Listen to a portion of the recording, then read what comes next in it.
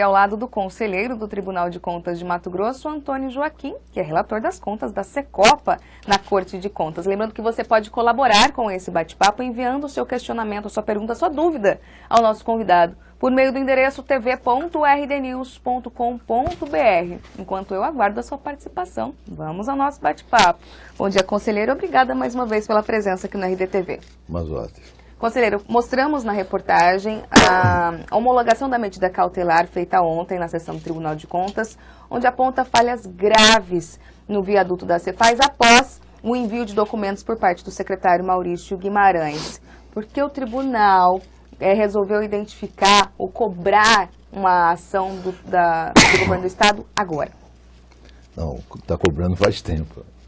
A verdade é que tudo chega a um momento que precisa de tomar algumas decisões diferentes daquelas que vinham sendo tomadas. Mas o tribunal, desde 2012, produz um relatório onde identificou atrasos nas obras, problemas nas obras, e isso foi socializado com a opinião pública e foi divulgado, inclusive mal compreendido em determinados momentos, dizendo que esse tribunal quer atrapalhar a Copa do Mundo e tal, mas nós, independente disso, cumprimos nosso dever. Nesse momento, o que ocorre é que, quando interditou a obra, no caso do Cefaz, e não houve uma explicação adequada, isso foi um problema de comunicação sério, gera boatos, gera insegurança. Então, o que nós fizemos? Nós determinamos ao governo que nos informasse com 48 horas qual que eram as informações técnicas em relação à interdição e o que precisaria ser feito. O secretário Maurício nos levou na segunda-feira, na segunda-feira à tarde, um laudo técnico que o próprio consórcio, que é a empresa que construiu, contratou para identificar o problema. E lá constatou um erro grave no projeto. Ou seja, executou a obra erradamente, porque o projeto estava errado. Tinha menos ferro, menos cimento do que necessitaria a obra. Por isso que interditou. E a solução que esse laudo deu é que precisa, no mínimo, de 4 meses para fazer esses reparos. Ou seja, esse governo não conclui. Porque nós estamos em setembro, outubro, novembro, dezembro, são 4 meses. Até começar, vai ser mais de dezembro. Quer dizer, mas o que importa é começar a resolver o problema. O que ensejou tudo isso? A extensão da cautelar. Não dá para ficar preso apenas ao viaduto da Cefaz. É preciso que se estabeleça de forma definitiva uma solução em relação à questão da segurança em todas as obras de viaduto e trincheiras. Porque eu recebi do promotor Gerson Barbosa a cópia do inquérito, onde o empreiteiro diz que no Santa Rosa o projeto dos tirantes, que é a garantia de segurar aqueles muros de arrimo das trincheiras, estão inadequados. Corre risco de desabamento. Qual que é a verdade disso? É um depoimento do empreiteiro. Você não pode ignorar, o sujeito está lá falando com o CPF, não está em nenhum boato da esquina. Uma denúncia formulada junto ao Ministério Público. Junto ao Ministério. Então, a única solução que nós entendemos, que não entendíamos naquele momento, era contratar uma empresa independente, imparcial, que não tenha ligação com nenhuma empresa executora da obra, que não tenha ligação com o governo e que tenha credibilidade nacional do ponto de vista técnico, para fazer um laudo, uma avaliação, uma auditoria em todas as obras.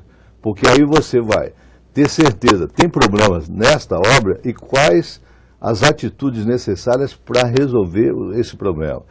Ou nesta obra não há problema, podem usar sem nenhuma dificuldade. Porque o pânico, o medo, a insegurança, ela não, é incompatível. Nós, homens públicos, temos o dever de evitar essa situação. Até a questão da insegurança, eu acho que a população também questiona a questão dos gastos públicos, né, conselheiro? Muito dinheiro foi despendido para todas essas obras da Copa.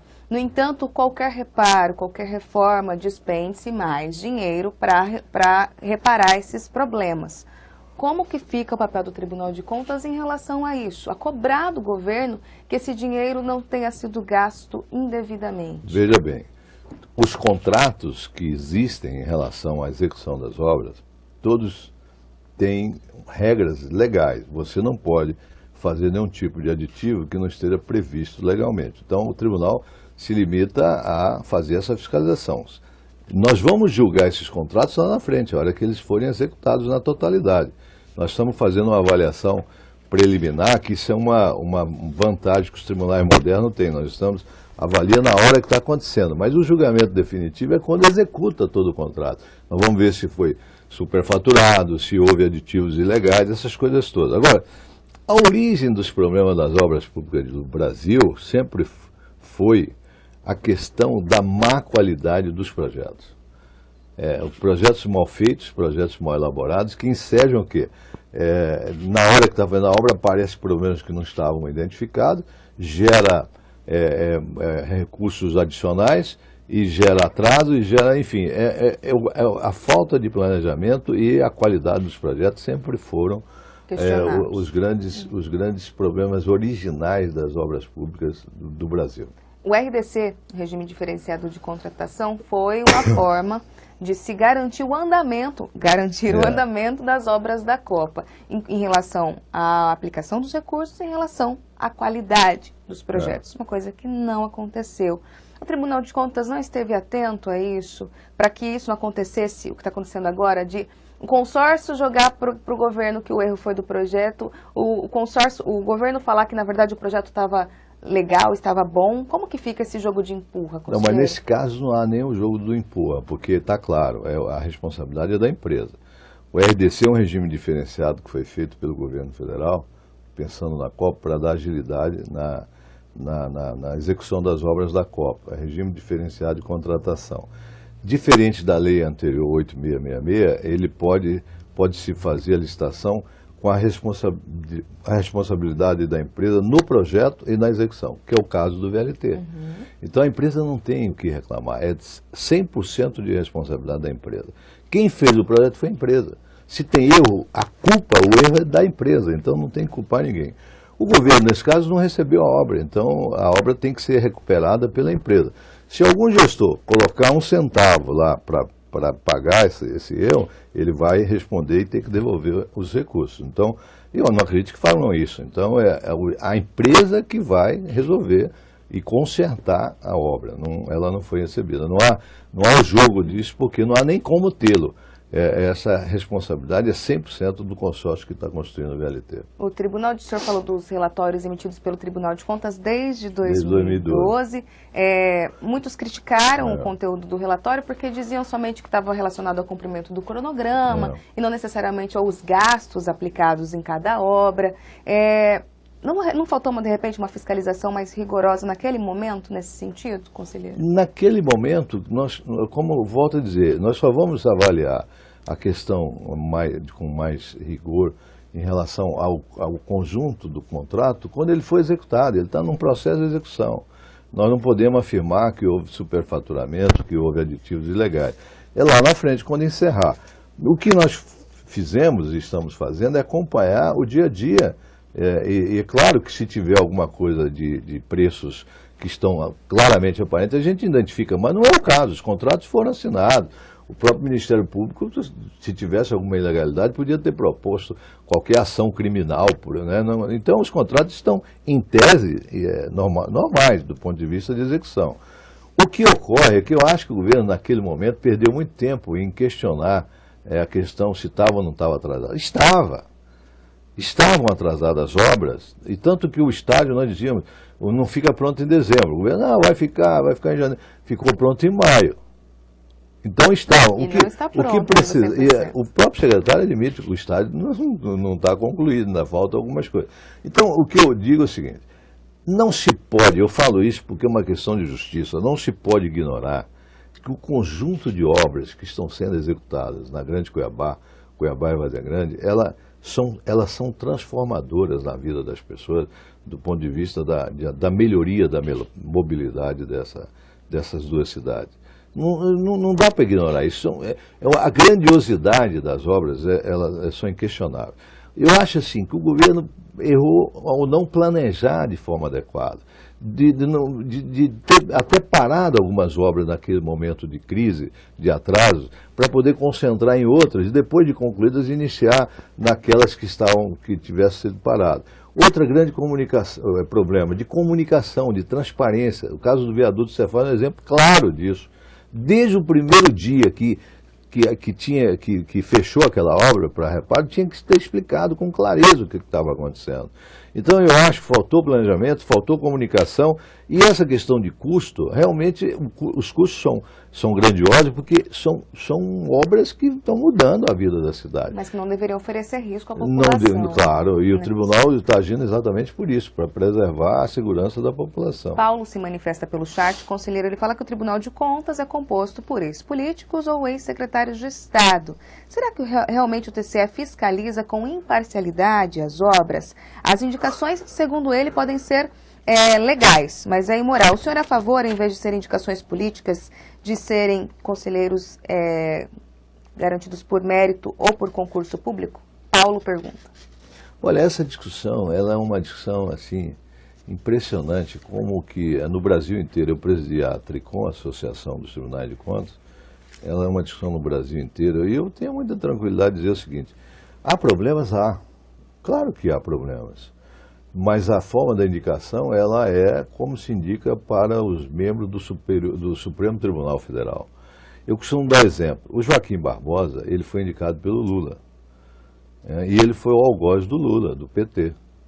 Foi ele que botou na cadeia as grandes autoridades do PT. Não há por que você ter esse preconceito com atividade política. Isso é um problema grave.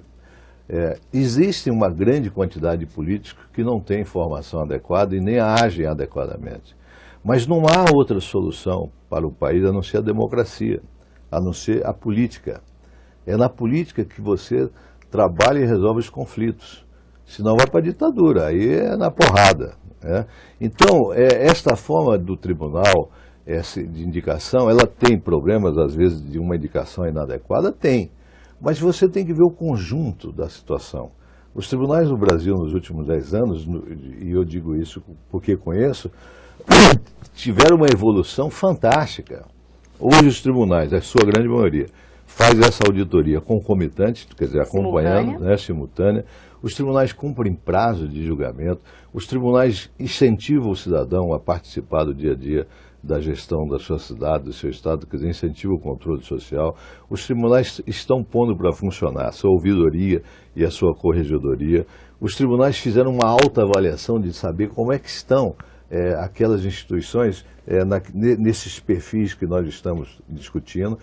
Acabamos de aprovar 11 resoluções para serem cumpridas por todos os tribunais, no sentido de aprimorar o nosso trabalho de fiscalização. É preciso ver esses avanços. E a criação do Conselho Nacional? Nós estamos defendendo há 4 anos que se cria o Conselho Nacional. Esse preconceito de que todo político é imprestável, eles não têm qualificação, é um preconceito. Isso é de gente com problema, porque, veja bem, meu exemplo, eu tenho muito orgulho da minha biografia.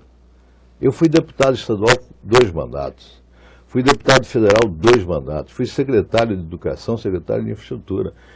Esta biografia, essa experiência que me tempera no sentido de eu estar preparado para ser um bom conselheiro. Por que se eu tivesse feito concurso público, eu estaria numa situação melhor? Eu, uma pessoa com 24, 25 anos, passa num concurso, estaria melhor do que eu com a experiência que eu tenho.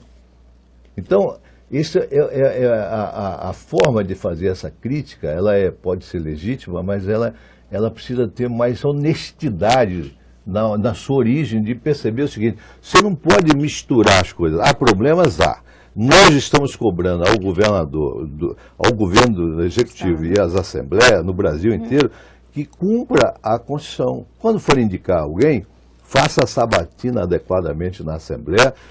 Agora aprovamos o ficha limpa lá no nosso encontro nacional. Não pode ser indicado ninguém que não atenda a lei ficha limpa e que tenha vocação para ser um juiz de contas. Não pode mandar lá só um amigo que resolveu um problema pessoal. Então, vamos ter cuidado de fazer críticas a uma instituição, porque são as instituições que resolvem o problema da República Brasileira. Quem erram são as pessoas, não as instituições. O tribunal é bom. Às vezes é algum membro do tribunal que não é bom. Fernando pergunta por meio do chat, conselheiro, por que o TCE cobra tanta transparência das prefeituras e câmaras, enquanto o site do TCE não informa os salários dos conselheiros e funcionários? Onde está a transparência? Fernando pergunta. É outra falta de informação. Lá no site do tribunal tem salário de conselheiro, salário de funcionário, os contratos do tribunal, todas as atividades do tribunal, é 100% transparente o tribunal. E nós cobramos transparência dos prefeitos porque eles têm o dever de ter. A lei exige que eles tenham. Nós temos uma lei de acesso à informação, que é uma lei revolucionária, e é preciso que ela seja cumprida. Por isso que o tribunal cobra não é pelo tribunal, é pelo povo. O prefeito ou o gestor que tiver dificuldade de ser transparente, ele tem que mudar de vida. Porque a atividade pública, ela exige a transparência, o dinheiro é público. Então, se tem dificuldade de ser transparente, vai cuidar dos seus negócios pessoais. João pergunta por meio do chat, João pergunta por meio do chat, quem assumirá os custos da ausência de planejamento nas obras da Copa? Isso é um custo, não tem como não admitir que é um custo a mais. É chamado custo Brasil, a falta de planejamento. Infelizmente, esse custo está na conta do contribuinte. Conselheiro, a gente vai a um breve intervalo só para o senhor tomar uma água e a gente volta daqui a pouco com o nosso bate-papo e você fique com a gente. Que gano.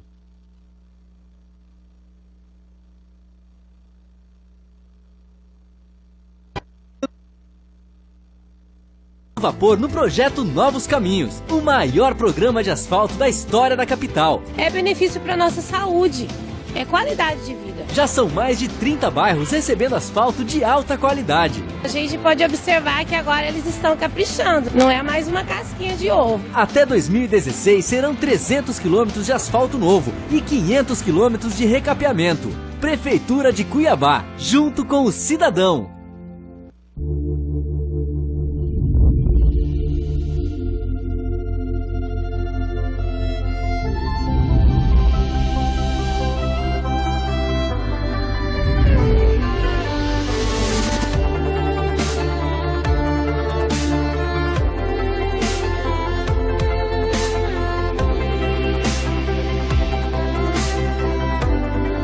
Alphaville Buffet, sua primeira escolha.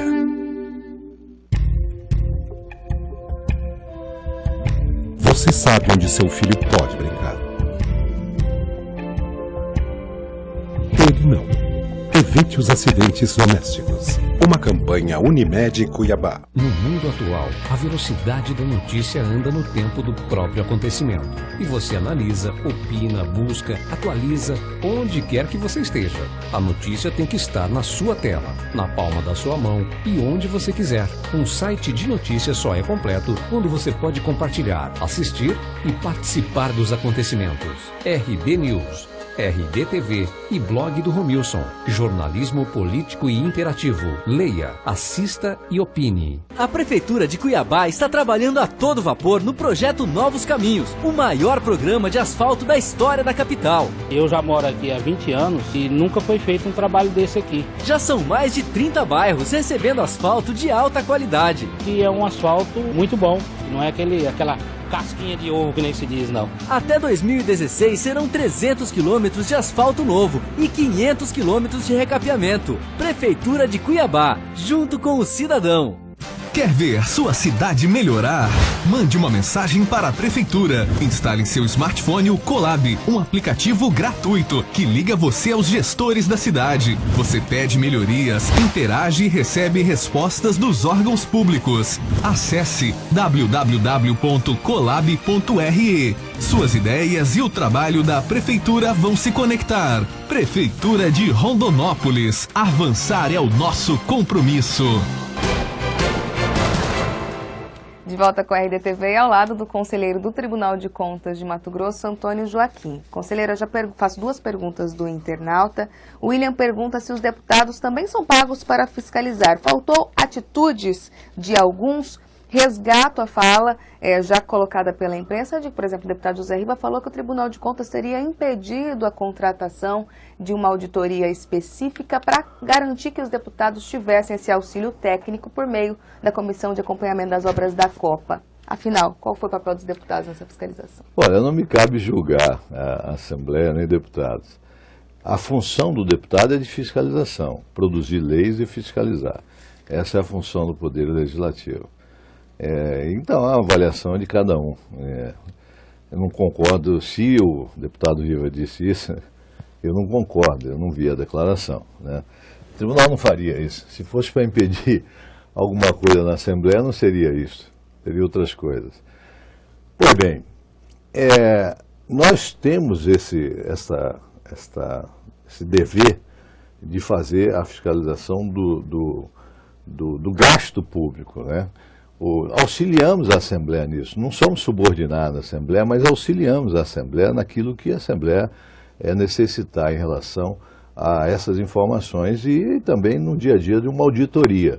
Mas a Assembleia tem a sua comissão de fiscalização, orçamentária inclusive, ela é da sua atividade, a atividade parlamentar, a fiscalização do Poder Executivo.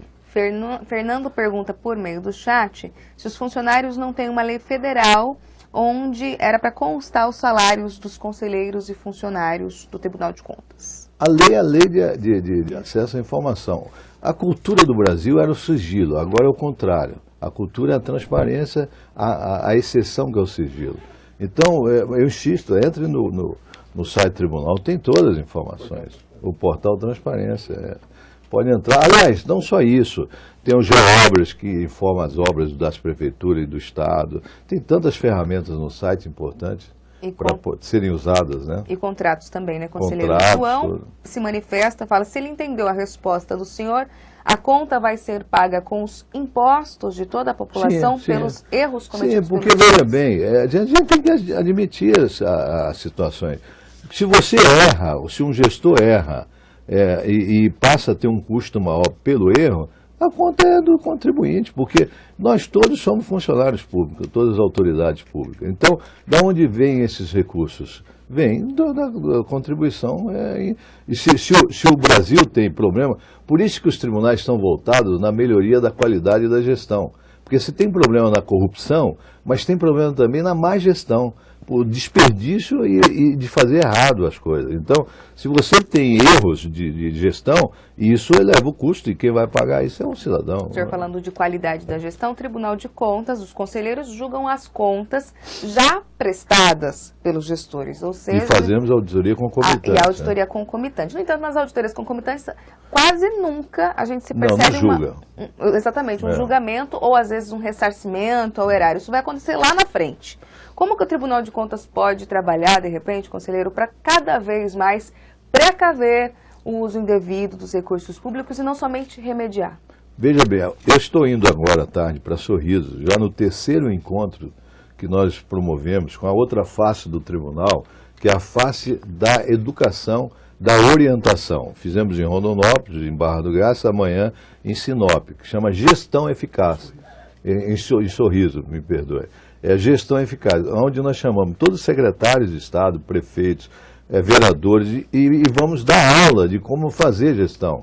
Então, com o tribunal tem, além de julgar, de penalizar e de fiscalizar, nós estamos com essa cabeça também, essa face, de estimular o cidadão a participar e de ajudar a melhorar a qualidade da gestão para evitar desperdício, evitar prejuízos para a população. No caso das obras da Copa, faço uma pergunta da Claudete, como ficam as demais obras efetuadas e já entregues a exemplo do viaduto da UFMT e de 2 viadutos no Cochipó. Acreditam que também devem passar por vistoria essas obras? Está decidido já. Porque o que houve? Vai o professor da universidade e vai na mídia e diz, olha, todas as obras têm problema, vai dar problema.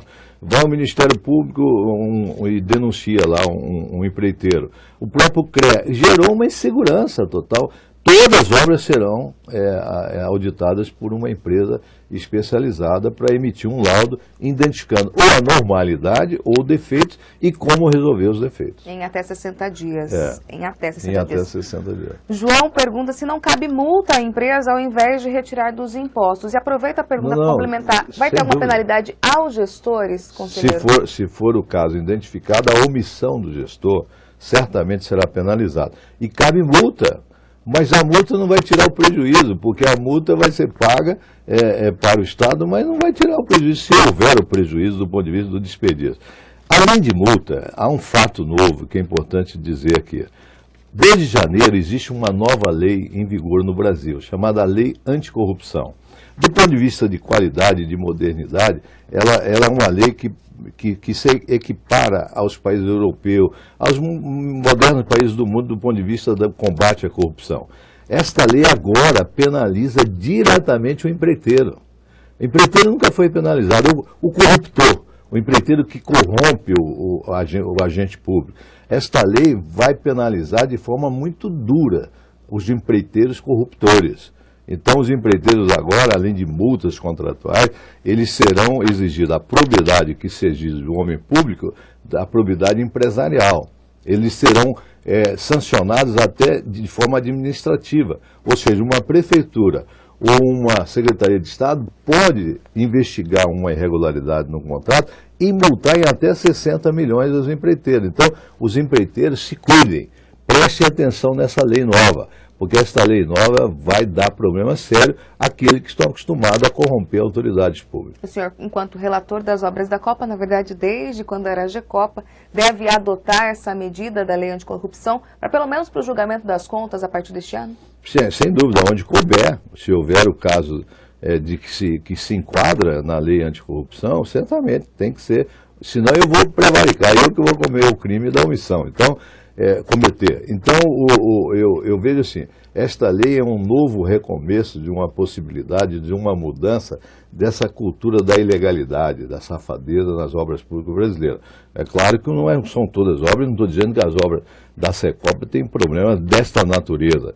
Eu estou dizendo que... Da má-fé. Da má-fé e de corrupção. Eu estou dizendo que esta nova lei é um novo marco, porque ele penaliza diretamente o empreiteiro que nunca foi penalizado de forma direta, como essa lei hoje prevê. Para a gente esgotar o assunto Copa, conselheiro, o senhor não acha inconcebível um governo do Estado, por exemplo, não ter noção de que uma obra, um projeto da obra, estava com tanta discrepância de informações, como o senhor relatou nas contas da questão do centímetro cúbico do aço, não é uma coisa muito inconcebível para a gente falando de obras e de dinheiro público? Faltou fiscalização na execução ali, porque toda obra tem um fiscal do governo.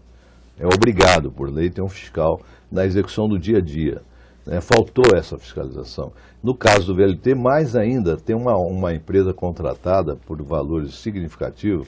1 bilhão e 400 milhões. Não, no caso dessa empresa contratada por 46 milhões para fiscalizar também. Só para fiscalizar. Só para fiscalizar. Então, essa fiscalização do próprio governo não identificou esse erro do projeto na execução.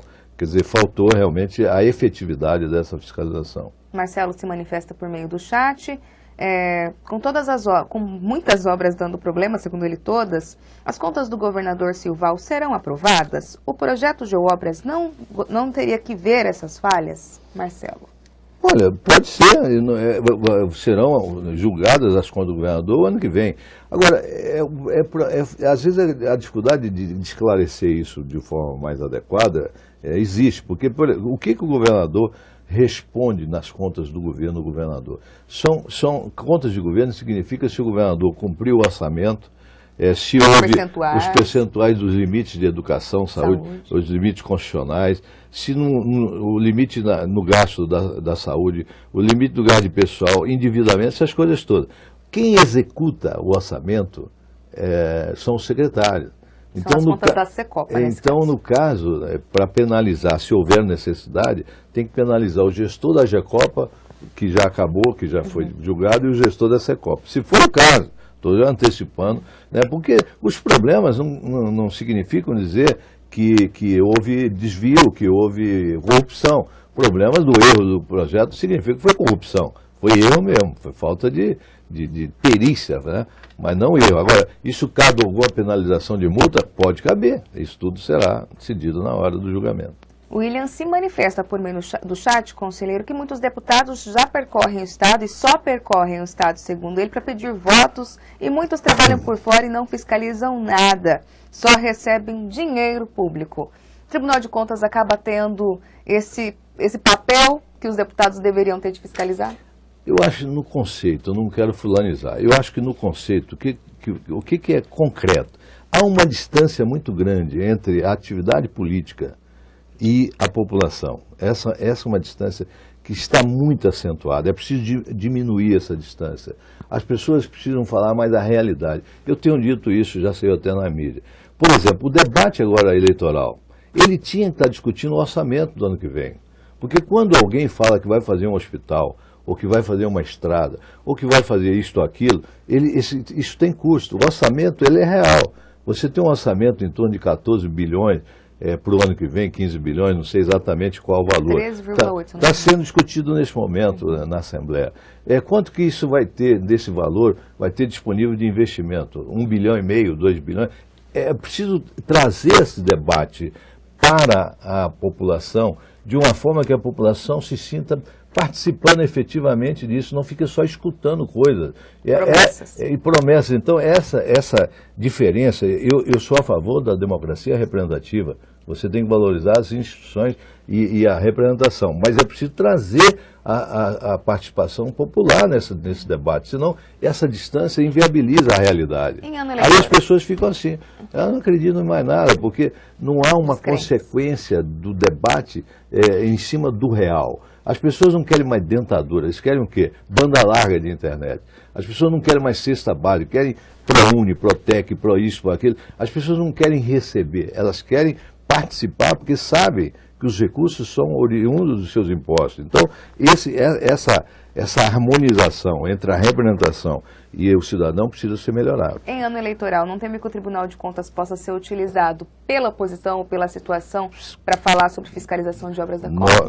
Da nossa parte, nós abominamos, achamos desonesto querer envolver o Tribunal de Contas num processo eleitoral. Cada qual no seu cada qual. O Tribunal não atende nem governo nem oposição. O Tribunal atende a sociedade no seu dever de fiscalizar o gasto público que é feito pelos gestores. O Tribunal de Contas participou, no entanto, do processo eleitoral, apontando quem são os gestores que tiveram as contas reprovadas. Está na lei, então nós encaminhamos uma lista para o TRE, mas quem decide se aquela reprovação enseja uma impugnação de candidatura é a Justiça Eleitoral. Mas está na lei que nós temos que encaminhar o nome de todos aqueles que tiveram as suas contas rejeitadas pelo Tribunal. Falando em processo eleitoral um pouquinho, mas do próprio Tribunal de Contas. Falávamos antes de começar o programa que o senhor deve ser o novo presidente do Tribunal de Contas a partir do ano que vem. Hoje o senhor é ouvidor. Como que o senhor pretende adotar uma postura para o ano que vem? Como que o senhor já está imaginando no cargo de presidente? Não, na verdade, seria eleição ano que vem, em novembro. Nós temos hoje o presidente Valdir Teixeira, que está fazendo um belo trabalho. Mas como a gente definiu essa sucessão no tribunal, no regimento, na lei, não há essa disputa. Então, está realmente a previsão de que eu seja eleito em novembro. Então, posso só em janeiro do ano seguinte. Então, a eleição ano que vem, mais a posse. Como presidente eu já fui, eu vou fazer o que está sendo feito pelo tribunal, não vou inventar nada. Um tribunal voltado para o controle social, estímulo do controle social. Um tribunal voltado para a melhoria da governança, melhorar a qualidade da gestão. E um tribunal fazendo o seu dever de fiscalizar, de julgar, penalizar quando for o caso. Para finalizar nosso bate-papo, aproveitando a presença do senhor aqui, a gente teve o nome do Tribunal de Contas envolvido na Operação Ararat. O senhor, como ex-presidente... Não foi o nome do Tribunal de Contas. O nome de um conselheiro, de dois conselheiros, da possível venda de sentenças da vaga do conselheiro Sérgio Ricardo. O senhor, como ex-presidente e membro da Associação dos Tribunais de Contas do Brasil, sempre reforçou a importância de um Conselho Nacional. Como que o senhor avalia o Tribunal de Contas de Mato Grosso, de repente, está na boca do povo, questionando a credibilidade da escolha dos seus conselheiros? No caso específico, foi o Sérgio Ricardo, que foi citado, e o ex-conselheiro Alencar. Veja bem, nós vivemos num Estado democrático de direito. Inclusive a ONG Morar entrou no tribunal pedindo um afastamento do conselheiro. O conselheiro Walter Albano, que é o corregedor, foi muito assertivo, recebeu a informação da ONG, mas veja bem, o que o tribunal tem desse processo? Nada, simplesmente nada, há só as publicações na mídia.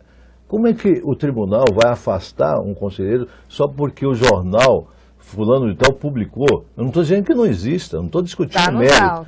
Não estou dizendo que não existe, mas sobre o mérito, se tem razão, não tem. Mas do ponto de vista concreto, até esse momento, não existe nada, nem inquérito. Nem inquérito chegou ao Tribunal de Contas. Então, o conselheiro corregedor fez o seu papel. Não tem nada, arquivou. Agora, se isso, por isso que o Estado Democrático de Direito é importante, se isso ensejar uma situação que exige o afastamento, então, claro que se tomará uma decisão, mas não dá para fazer o pré-julgamento. Uma pessoa que se abre um inquérito para uma investigação não pode ser enxovalhada só porque abriu a investigação. Por isso que tem que respeitar a democracia. Agora, eu volto a dizer, não foi o Tribunal de Contas que entrou na Operação Ararat. Foram pessoas que estão membros, que foram citadas, não sei nem se estão. No geral é isto. O que ocorre? Há uma lista que foi circulada no Jornal Globo e na Revista Verde, que eu chamo a lista fascista, nazista, de pessoas que foram condenadas. Eu fui condenado e estou na lista. Eu fui condenado, eu e outros conselheiros, porque eu contratei professor para dar aula para criança. Esse é meu crime. Uma juíza me condenou como secretário de Educação quando eu fui em 99. Eu estou com recurso. Agora, eu não posso ser nivelado por essa condenação com qualquer outro problema muito mais sério, muito mais relevante do ponto de vista de gravidade e de gestão pública. Então, é nazista porque é como os alemães caçavam os judeus. Judeu não vale nada. Então, não é assim que funcionam as coisas. Você tem que respeitar as instituições, admitir que as pessoas erram, mas quem erra são as pessoas, não são as instituições. Não adianta nada desqualificar a Assembleia porque um deputado errou, desqualificar o Senado porque um senador errou, não desqualificar um tribunal porque um desembargador errou ou um conselheiro. Você tem que focar para quem errou pagar sua conta e não envolver a instituição. Só para informar as pessoas que nos assistem, daqui até 60 dias, obras da Copa, qual que é o próximo passo que o Tribunal de Contas deve adotar? Primeiro 30 dias, viaduto da Cefaz, e até 60 dias para as demais obras. Cefaz e a trincheira Santa Rosa, que depois são as informações mais preocupantes. E depois o resto das trincheiras, todos os viadutos e o aeroporto. Quais medidas o Tribunal deve adotar recebendo esses laudos periciais? Fazer cumprir o que determinar os laudos. Ou seja, tem problema para resolver, tem que ser resolvido de imediato. Pelas próprias construtoras. Pelas próprias construtoras, quando for o caso. Né? Porque como o governo não recebeu as obras, as construtoras têm o dever de concluí-las, né, para entregar. Tem a questão da garantia quinquenal, né? Depois de entregue, ainda tem 5 anos de que tiver problema, a responsabilidade é da empreiteira. Então o Tribunal de Contas vai bater nessa questão. Não abre mão desse dever. Tá certo. Conselheiro, a gente agradece imensamente a sua participação aqui na RDTV. Eu engasguei, não foi de nervoso, não. Foi o que aconteceu. É a secura do ar-condicionado. Obrigada, conselheiro, pela presença. E a gente agradece todas as manifestações que tivemos por meio do chat.